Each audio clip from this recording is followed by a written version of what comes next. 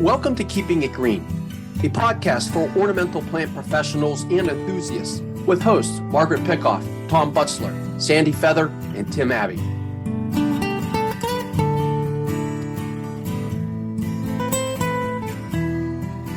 Hello, and welcome to Keeping It Green, a podcast from Penn State Extension for ornamental plant professionals and enthusiasts. I'm one of your hosts, Margaret Pickoff. I'm a horticulture educator with Penn State Extension, and on each episode, I'm joined by my colleagues on the green industry team as co-hosts. On today's episode, my co-hosts are Tom Butzler, Tim Abbey, and Sandy Feather. Hi, everyone. Hello. Hey, Margaret. On today's episode, we're going to be joined by Tom Bechtel from Heritage Lawn and Landscape. But before we get to our interview with Tom, we will start out, as we always do, with a quick check-in about what everyone is seeing in the landscape, what's happening with the weather, what's going on in your world as an extension educator. So maybe, Tim, let's start with you. You're based in York County, where our guest today is also based. What's going on down there? It's colder than normal. We went through fall, which was way warmer than it should have been, and then we kind of switched up, and now it's colder. And in the last, I'd say, week or 10 days, we finally did get some precipitation down here after going through a really long dry spell. So we're kind of hoping that I think by the Sunday or Monday, it's going to warm up to kind of like average temperatures. And as far as things going on, most of my stuff that I'm doing now is just either getting ready to speak at winter meetings or organizing winter meetings. I haven't been doing as much field stuff now. Gotcha. Sandy, you're out in Western PA in the Pittsburgh area. What's happening there? Oh, it's nice and cold. We got a little light dusting of snow, but as Tim has said, it was really dry this fall, and really, I think it was just a couple of days before Thanksgiving that finally my tender annuals got hit hard enough by frost to die. So this has been a very unusual late fall. Yeah, definitely. We are in it now. I feel like it's been hitting some low temperatures for the past week or so, which makes it a little easier to actually feel like it's fall and getting close. Tom, what about you in Central PA? Well, I a couple things going on, but I'd like to just mention this dry thing that Sandy and Tim have talked about. I check weekly the U.S. Drought Monitor map. Just gives you an overview of how things are looking out there. And when you look at Pennsylvania, this is updated weekly. When you look up at Pennsylvania, 1/3 of the state is abnormally dry, and 2/3 of the state is in some form of drought. So, you're seeing what you think is dryness. It's actually happening. And they measure groundwater, they measure stream levels and so forth, and compile that information. So things are really dry. And it's going to be interesting in the spring. How are our trees and shrubs, our woody ornamentals, I think more our trees, how are they going to respond to some of this dryness that we're seeing, some of these flash droughts that they talk about? Is it going to impact tree health care? But let's go with a positive note. I have several service or winter berries outside the house. They are, full of berries right now, no leaves. And with the snowy backdrop, it really stands out. And the thing I really like about it is the birds are coming in. I can look out my window and the robins are coming in, and a couple other bird species are coming in and then just chowing down. So in a couple of weeks, it will be bare, but that's okay. I can enjoy the beauty for a little bit, and then I can watch the birds kind of go to town. A flock of birds came in and wiped mine out. There's not a red fruit left on them. They cleaned all the fruit off my viburnums. They must have been, it was really dry, and maybe they were hurting for food. I don't know. Food or moisture. Maybe there's enough moisture in those berries for they could get some. Yeah, Tom, I agree with you. I'm interested. I know all sorts of trees are impacted by drought, but I've given a couple of talks about preparing evergreens for the winter, and to kind of prevent winter burn, and how to kind of give them the best conditions going into the winter when they still have their needles, their leaves out. And one of the best things is to make sure that they have gotten a really good drink before the ground freezes.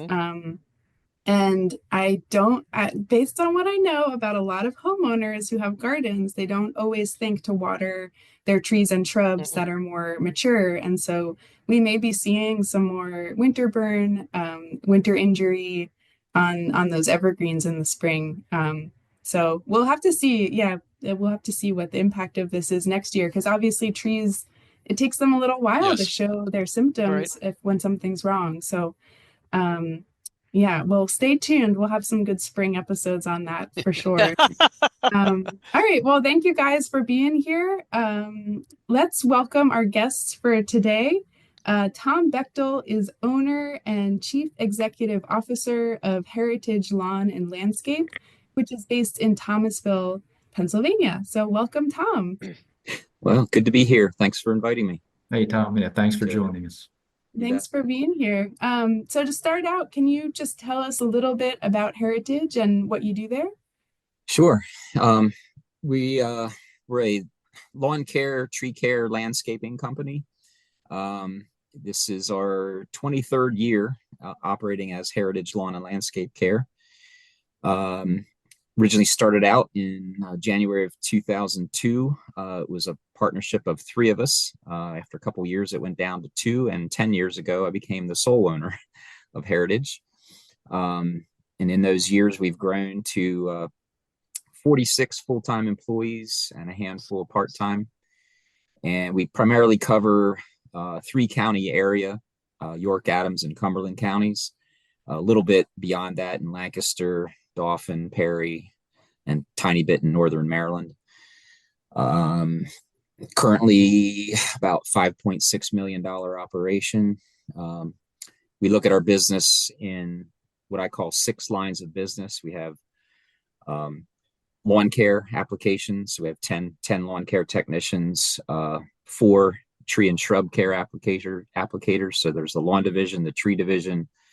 So lawn care, tree care, and then the third spray line is vegetation control, primarily commercial, industrial, fence lines, gravel storage areas, and then residentially we have a shrub bed weed control program. So 3 spray lines of business, and then we call 3 high labor lines of business, which would be landscaping, all forms of landscaping, hardscaping included, water features. We do a good bit of tree surgery, tree pruning, and tree removal. And then also we do quite a bit of seeding spring and fall. So we look at those areas as high labor services. So we analyze the business from 6 different perspectives. And like I said, 46 employees. We cover 3-county area primarily. York proper being the heaviest concentration, over to Hanover and Gettysburg, up to Mechanicsburg and Carlisle. Just a tiny bit around Harrisburg and over across the river in Lancaster. Tom, when you started the company, were you working in some capacity in the green industry? What was your background interest? I should start there. This is I've been in the green industry in one form or another for about 41 years, believe it or not. Graduated from Penn State with a degree in forestry in 1983. Worked for the U.S. Forest Service out of college for 3 years out in Colorado. Loved it out there, but realized I was more of a people person than just elk and antelope. And came back 1985 and got a job in York with ChemLawn lawn care company as a lawn and tree care technician. Year and a half in York, I got married. My wife then was going to Penn State, so back to State College we went, and I transferred to a ChemLawn branch in State College, became an assistant manager there until 1988. And then my wife went to graduate school down to Virginia Beach, and I transferred to another ChemLawn branch in Virginia Beach, Virginia. And we stayed there for 5 years, and then we had our first child and moved back to York again, and then got on with a local company at the time called Ehrlich Green Team. The Ehrlich Pest Control Company had a lawn and tree division called the Green Team. became an operations manager there for 9 years. And then Ehrlich sold its lawn and tree division to Scott's Corporation. And Scott's really didn't want any of us that were the old guard and had lots of experience. So me and 2 other guys formed Heritage in January of 2002.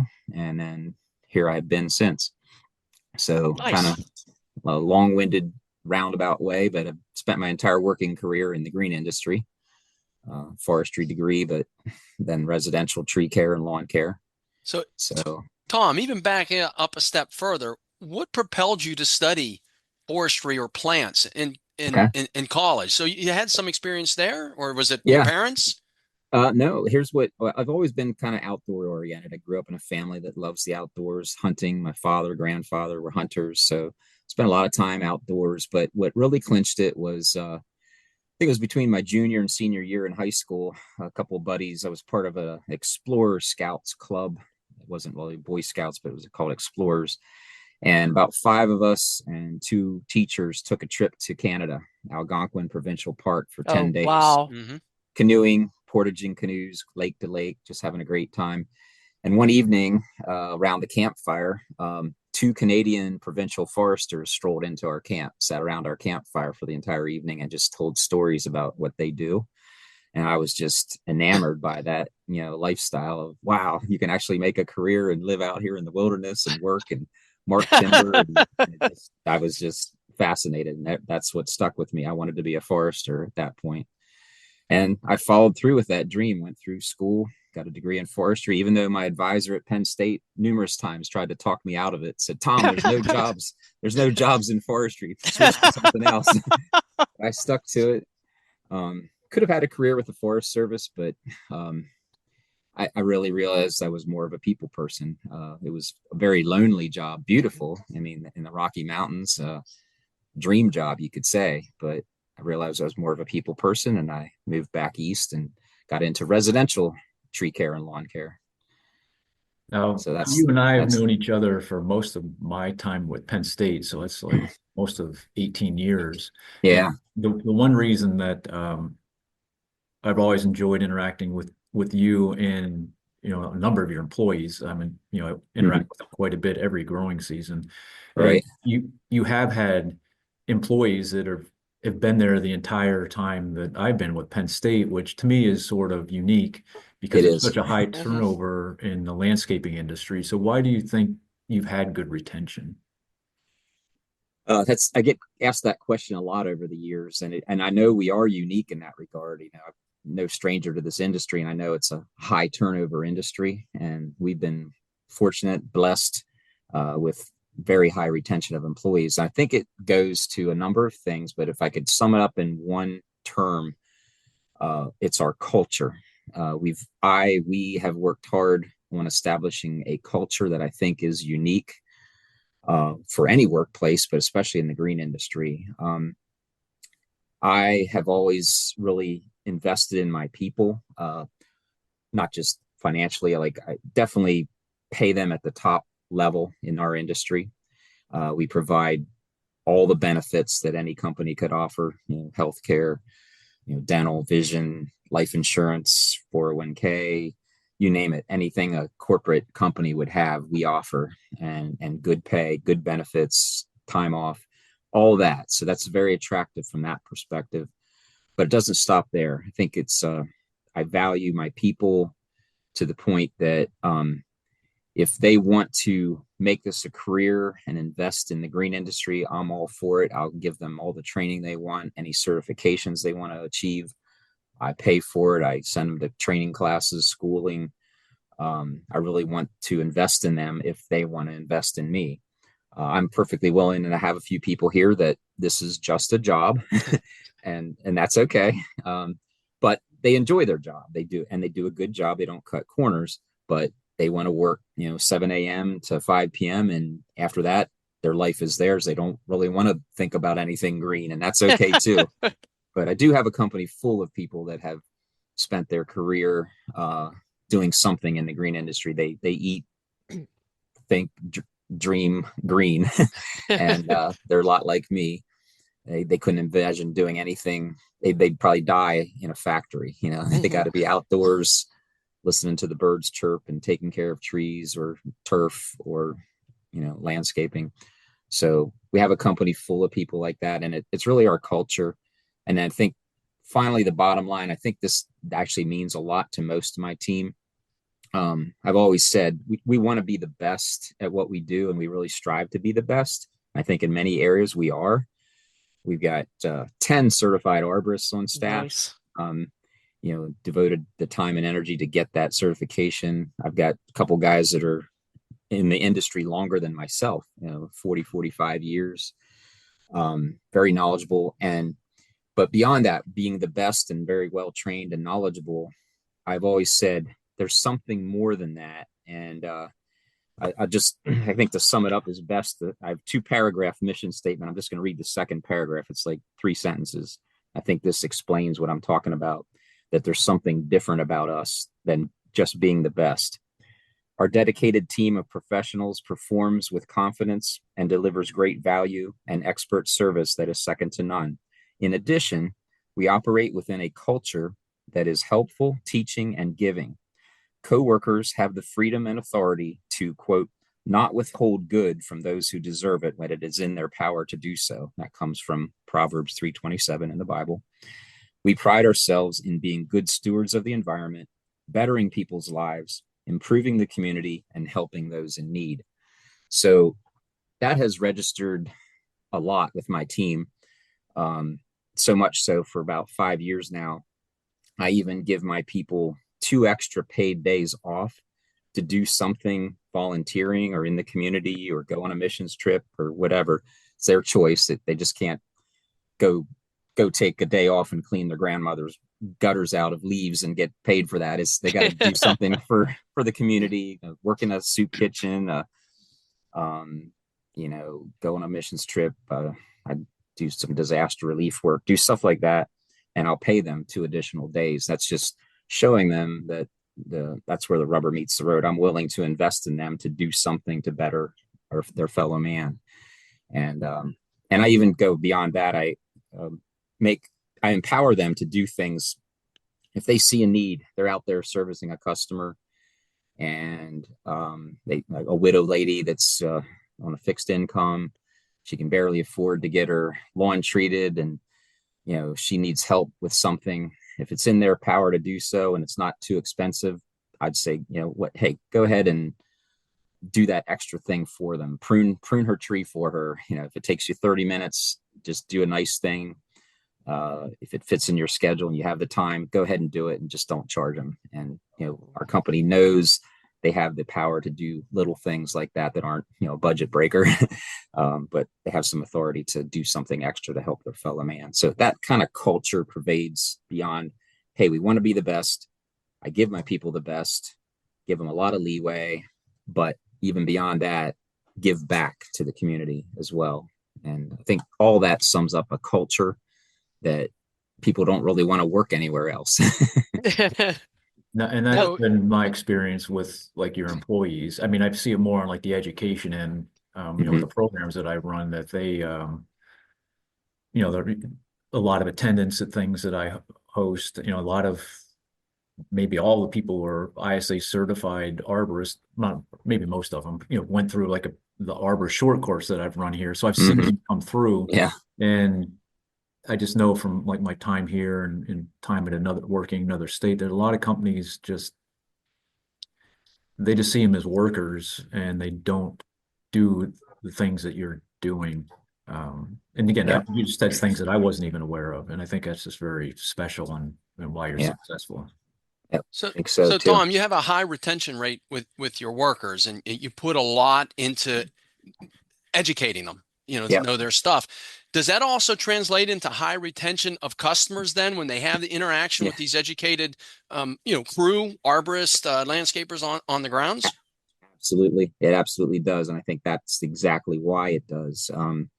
We measure that every year. And I know industry, just say like renewable services like lawn care and tree care application work. I think the industry norm is probably, you know, in the 60 percentile range, 65 maybe. I know I've had experience with, True Green ChemLawn, years ago. And I remember meeting with corporate officials back in those days, and they were content if we had 60% retention. And that was their business model. If you get to 65, your branch was doing excellent. I can tell you for years and years running, we are north of 85, 87% retention. Wow. I have several lawn care and tree care routes that exceed 90% retention every year, which is phenomenal. That is phenomenal. Just people dying and moving usually accounts for 4 to 5%. So yeah, super high retention because we have people having the same technician year after year after year. They're like family. It's like, if they even thought about canceling, they got to think about, do I want to cancel? It's not even a question, do I cancel Heritage? It's, do I cancel Mark and Lonnie? It's so they can't do it. So yeah, super high retention of employees and super high retention of customers. Yeah.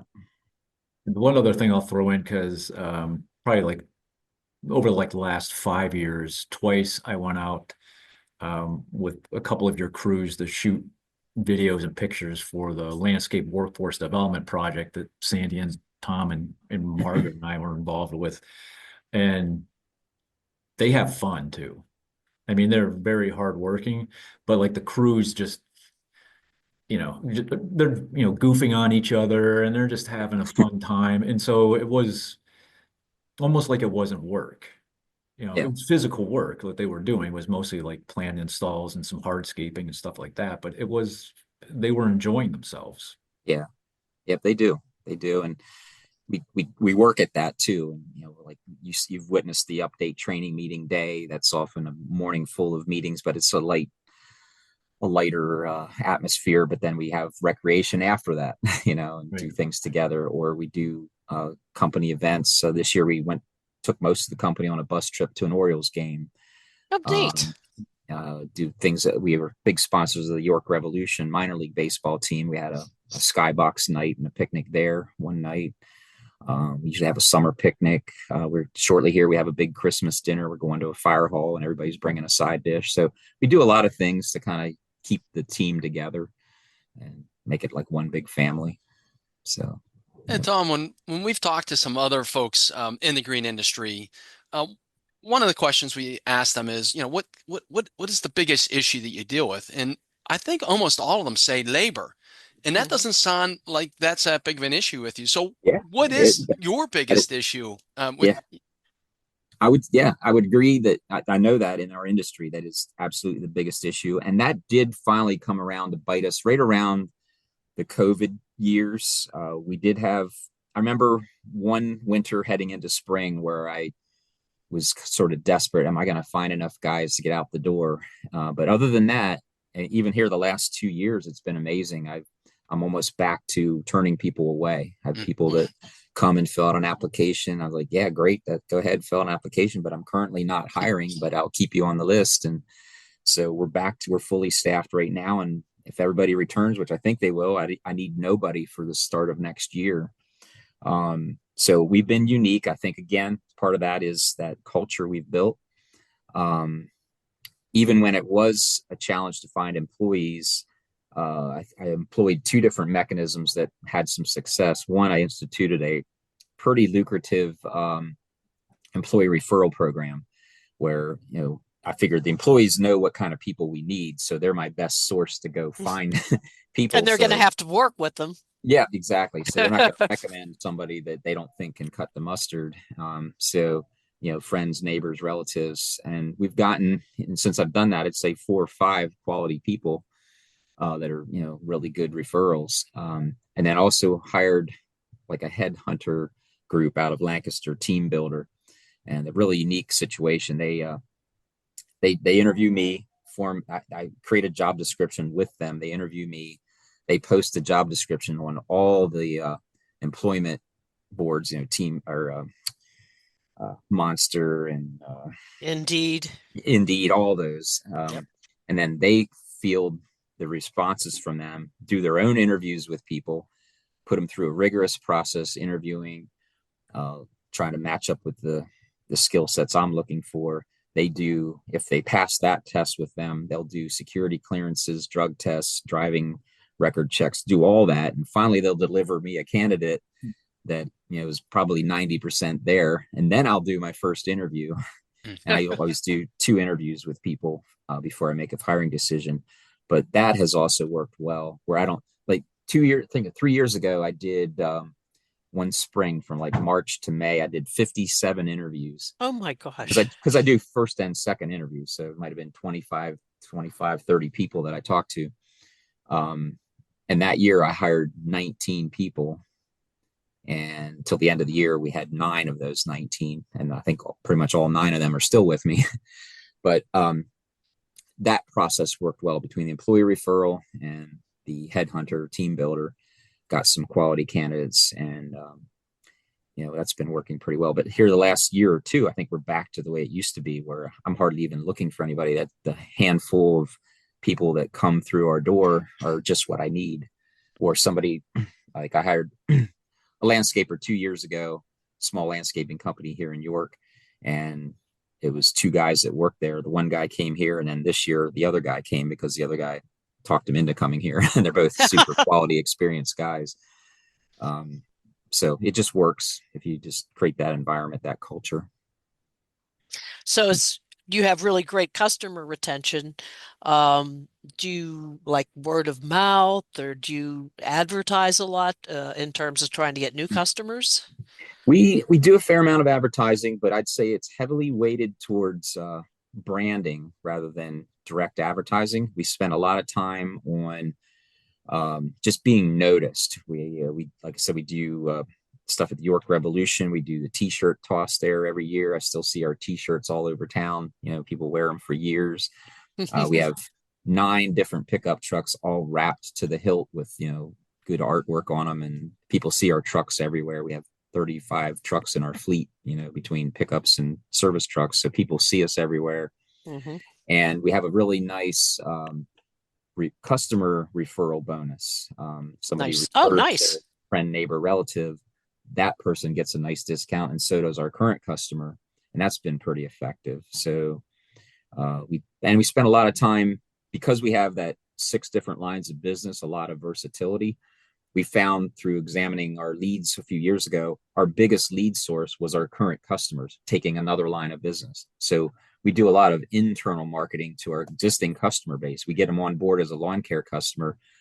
Well, within 1 to 3 years, they're getting tree care, they're getting some pruning done, they're getting some seeding done. Then they want to put a $30,000 patio in. We can do that. So it just expands. Our own customer base is our biggest lead source. So we invest a lot of internal marketing to our existing customer base, and that's how we grow. Okay. You mentioned that you do some right away kind of work, Mm-hmm. or maybe not right away, but tank we do farms, things like that. Yeah. Do you do any like invasive remediation in natural areas? Do you get into any of that? It's funny you should ask. We just in the last 2 weeks got invited to bid on a project up in Harrisburg, right along the waterfront. There's a 2-mile stretch along the river, right adjacent to Harrisburg City, right next to the city park. And they contacted us about coming in and doing exactly that. Manually cutting down some vegetation, but also doing some spray work to control like Japanese stilt grass. They got quite a bit of that. Okay.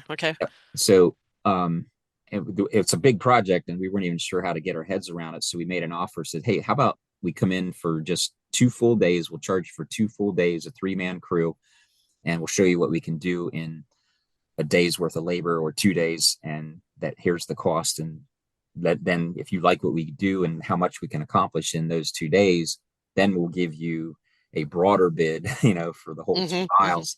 And they said, sounds like a deal. So they just signed up for that last week. So we're going to attempt that here, I think next week, get in there and just see what we can accomplish and start chipping away at, turning this. I guess it's already a park. It's gotten out of control. It's gotten overgrown and wild and woolly. And so we're going to go in there and clean that up. So that's our kind of thing I think you're talking about. Yeah. My interest in this is here in Pittsburgh, we have different groups, and one that I've done some programming with is called Friends of the Riverfront. And we, of course, have the three rivers, and the banks of the three rivers are covered with Japanese knotweed. And so Friends of the Riverfront, one of the things they do is develop trails, and a lot of them are like right along the rivers and stuff. And they like, we have a lot of landscape companies, but to have somebody who kind of specializes in that, because it is a different price point. Like, you can't charge to deal with that knotweed what you do to put in that $30,000 patio. And it seems like some of our companies haven't quite gotten the hang of that.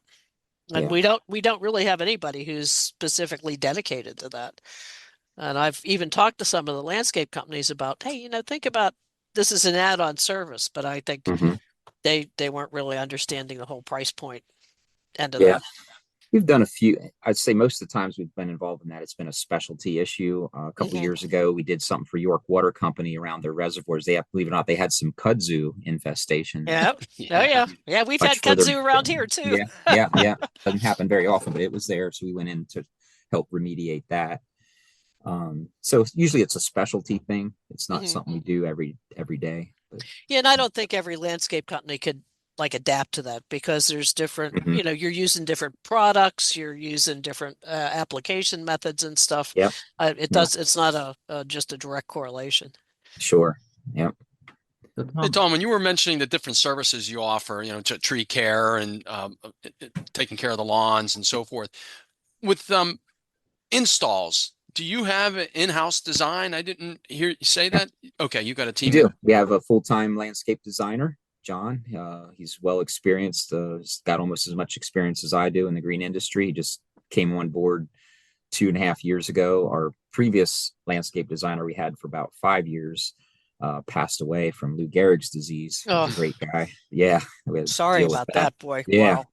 Yeah. But John came on board right on the heels of that. I'd known John for years and worked for one or two other companies in the region as much as I did. And he just happened to call me up right after that happened, unknowing that happened, said, "Hey, Tom, I need a career change. I'd like to come work for you to finish out my career." So we met and talked, and he's been on board and he's got a lot of experience. So yeah, we have an in-house designer. I have 4 full-time salesmen. They'll meet with clients, come back with notes and pictures and so forth, and hand it over to John, and he'll go to work putting a design together. Yep. What do you think focus more on this, like your residential work? Is there any sort of hot trends that you see, or maybe they're just not hot like regionally or nationally, but like here in like South Central PA, like anything like your clients are really demanding from you?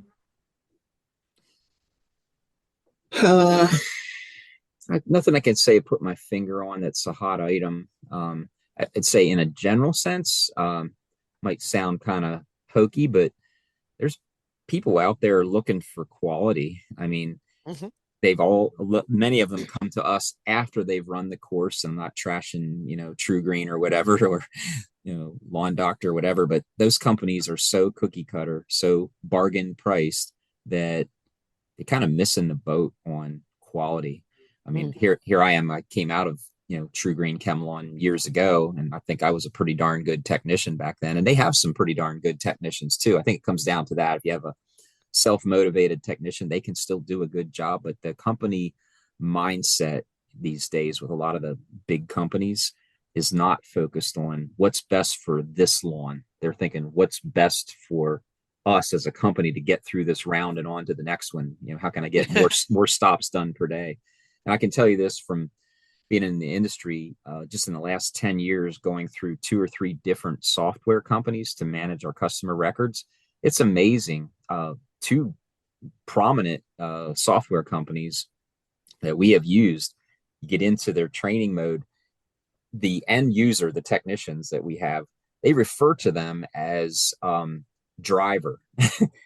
Have your driver do this, and it's like, wait, they're a professional, they're a technician, they're licensed, they're knowledgeable, they're not a driver. It's almost like offensive. But that's the mindset in our industry. and the way they're trying to drive our industry to be more efficient and produce profit. It's so much a focus away from delivering quality and what does this lawn need that's different from this lawn over here. And we haven't lost sight of that. We still invest in our people to be their own person, to take time to give each lawn what it needs. And it takes some work to do that. And so that I think is the biggest thing. People, if you're saying, what can you put your finger on that gets a good customer into your fold? It's if you can answer that question for them that, hey, you're purchasing quality here. We are probably the most expensive company out there. If you're going to get 5 bids today on your lawn, we're going to be the top bid. I can almost guarantee it, but we're worth it. I'm serious. If you get that across to them, and many of them recognize that because their neighbors told them that, or a friend told them that, or we've had people use our service for a year or two. They know we're expensive. They go away and they try ChemLawn for a year or two, and then they call us back. Hey, will you take me back? The jilted lover. Exactly. It's funny. I hear that several times a year. People say that. Will you take me back? Yeah. And we are different. Do you think like the entry of private equity into the landscape business has kind of driven some of that cookie cutter approach? It sure has. And I can tell you, it's funny. Just in the last week or two, I've received 3 different letters or emails from those kind of companies. Hey, are you ready to sell?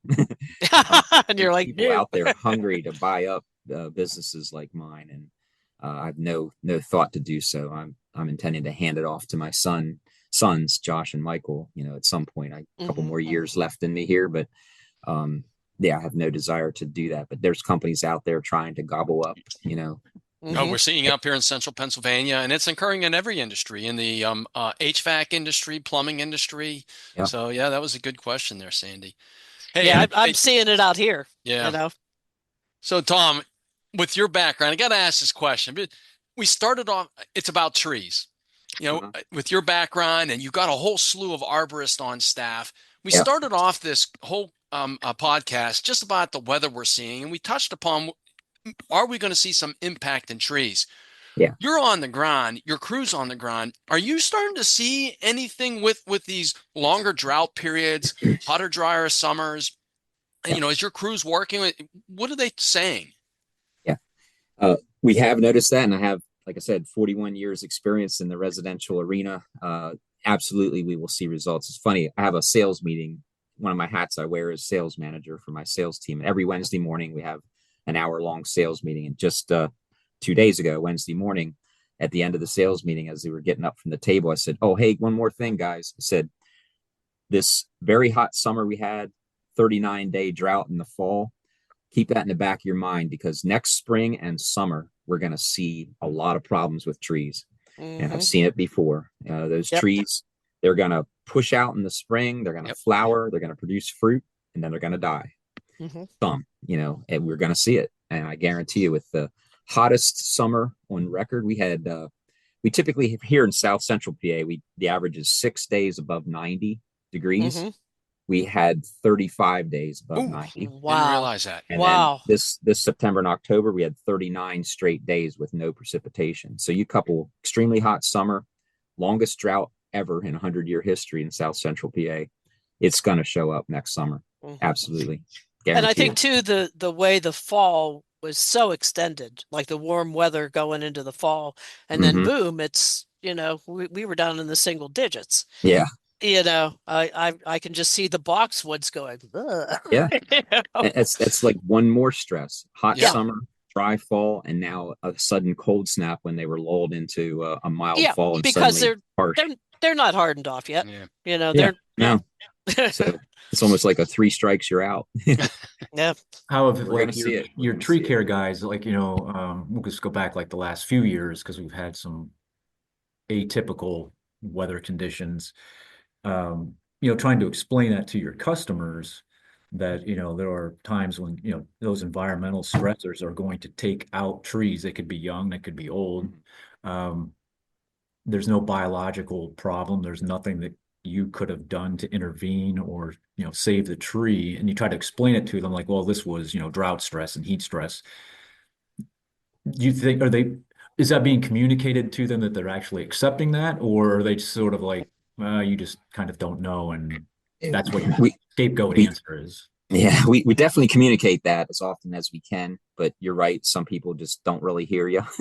They want to hear some other answer. That they always think what happened last week or the week before that caused this, not what happened 6 or 9 months ago. Right.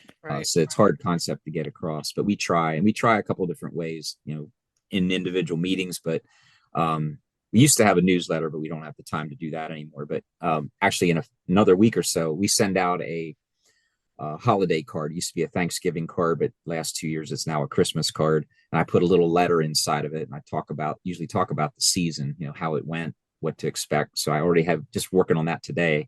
I'm putting some verbiage in there to address this very topic. So that'll go in that letter at Thanksgiving. And then 1 month later, we do our resolicitation, where we try to gain all of our business back. We send every proposal out again, and there's a cover letter that goes with that. And I have another opportunity to bring that up. Usually I have a whole paragraph in there dedicated to some invasive species. For years, it was emerald ash borer. Then the last 4 or 5 years, it's been spotted lanternfly. Well, I'm going to negate that this year and put something in about probably the beech leaf disease and probably drought and watering, just to focus on those issues. So we tried various times to get those messages across to every customer, what's important, to take care of your plants. And box tree moth caterpillars knocking on our door. Yeah, heard about that one too. Up in Erie County, and now all of Delaware is quarantined. Yeah, I heard the suburbs of Philadelphia. We just heard that yesterday. Yeah. So, yeah, it's always something to stay on top of. Well, I think we've come close to the end of our time. Sandy, I'm going to turn it over to you, because you were going to finish this up. Yeah. So one of the things we do at the end of the podcast is we ask our guests what they like to do when they are not working. Great question. Number of things. I've just said I'm an outdoorsman. I do still like to hunt and fish. I don't have as much time to do it as I used to, but I still get out, especially deer hunting here right now. But the thing I really do like to do for probably getting close to 20 years now is do disaster relief work. Started right after Hurricane Katrina, kind of went down there with a group from my church. And for a couple of years, I went back every year, at least once a year. And that has migrated to now I go 3 to 4 times a year. And as I approach retirement, I hope to go even more. But what I've learned, there's no shortage of places to go that have disasters. I just got back 2 weeks ago, or a week and a half ago, from North Carolina, in the mountains of North Carolina, where they had all that horrible flooding, Asheville area. So that's near and dear to my heart. I love to go. And I led a team of 23 people 2 weeks ago.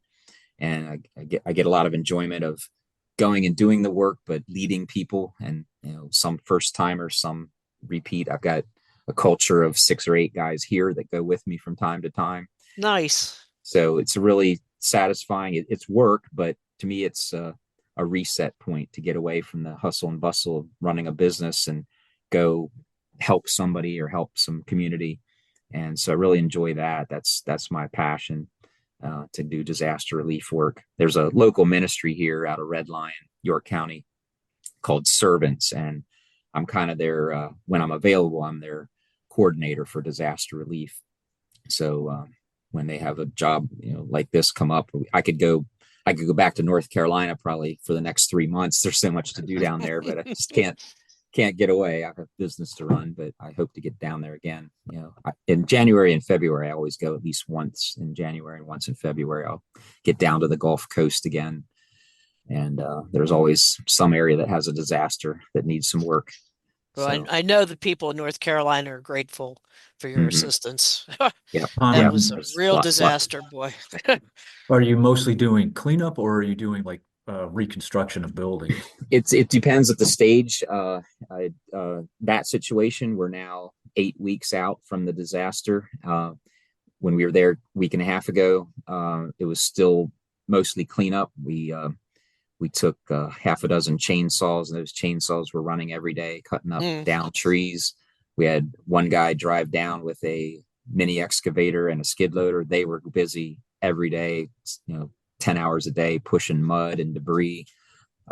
That's the biggest need right now still, is the heavy equipment cleanup. Mm. There'll be needs months in the future, probably spring and summer of next year, where we're actually rebuilding homes.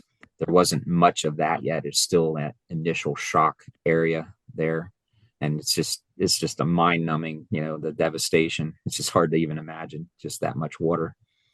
A lot of nurseries and horticultural operations really took a big hit Yeah. in that part of North Carolina too. Mudslides, whole mountainsides came down and just wiped things out. Just hard to imagine 40 inches of rain in 2 days and 17 inches in 90 minutes. Yeah, that really is hard to imagine. Yeah. So a lot of hurting people, still families living in tents and campers for the winter down there. And I've been seeing that on the news, and it's cold. You know, it's they had 4 inches of snow our last day there. Yeah. So that's a tough one. Yeah. So that's what keeps me going. That's a reset point. Like I said, running a business and 46 employees is stressful at times, and customers that aren't happy at times, and the weather isn't on your favor at times. It's all stressful. But when you go see that, it kind of puts it all in perspective and say, you know what, it's only grass and trees. It's only grass and trees. Well, and that's interesting. About probably 4 weeks ago, we had a water main break in my neighborhood. Okay. And I was without running water for a day. And, you can tolerate that. I, went down to the little grocery store and got some drinking water. And the people in Asheville weren't going to have running water for a really long time. It definitely puts things in perspective. Right. Oh, the town Burnsville, which we worked out of, they said that community's water supply is probably contaminated for 10 years into the future. They have to come up with a whole new water system. It's just all the chemicals and debris and death and that stuff gets into the ground and the water. It's undrinkable water for years to come. Yeah. It's hard to imagine. But yep. Well, thank you, Tom, so much for joining us today. And thank you for all the support you've given me in my career down here. Oh, likewise. It's a two-way street. Yep. Very good. Glad to have joined you guys. Yeah, thank you so much. Great talking to you, Tom. Yep. Go State.